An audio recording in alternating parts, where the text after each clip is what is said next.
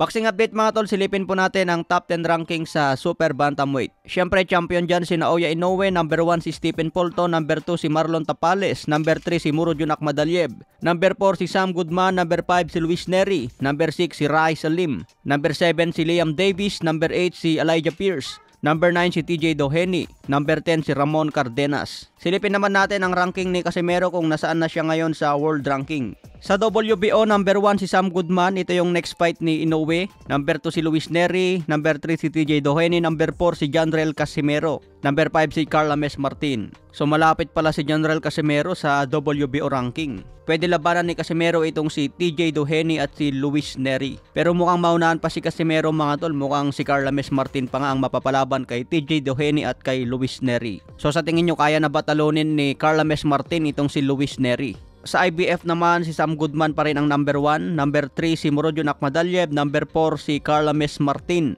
number 5 si Marlon Tapales at number 7 dyan si Jonrel Casimero. Sa WBC, number 3 si Marlon Tapales, number 10 dyan si Jonrel Casimero. Kung gusto talaga ni Casimero labanan si Inoue, kailangan niya kunin yung number 1 sa WBO. Talurin niya si TJ Doheny, Luis Nery at si Sam Goodman. Pero kailangan ni Casimero ngayon ng malakas na promoter para makuha niyang laban kay Inoue. Mukhang magtatagal pa naman ng konti si Inoue sa Super Bantamweight bago ito umakyat sa featherweight. Kung sakali lang na umakyat si Inoue sa featherweight, sino naman ang mga posibleng makalaban niya? Ito po yung mga champion ngayon sa featherweight. Si Rafael Espinosa na isang Meksikano, hawak ang WBO. Sa IBF naman, hawak ni Luis Alberto Lopez, isang Meksikano din yan. Sa WBC, hawak ni Ray Vargas, isang Meksikano din yan. Hawak naman ni Brandon Figueroa ang WBC interim.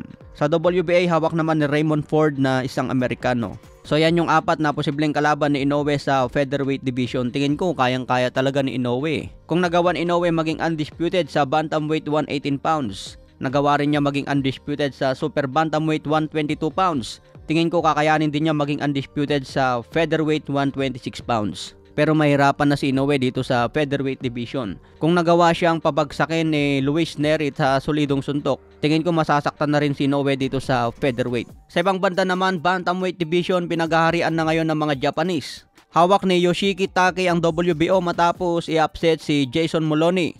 Ang magandang balita dyan, number 1 si Raymart Gaballo sa WBO. Kaya posible itong maikasa ni Sean Gibbons. Sa IBF naman, hawak ni Ryosuke Nishida. Number 4 ranking dyan si Raymart Gaballo. Sa WBC, hawak ni Junto Nakatani.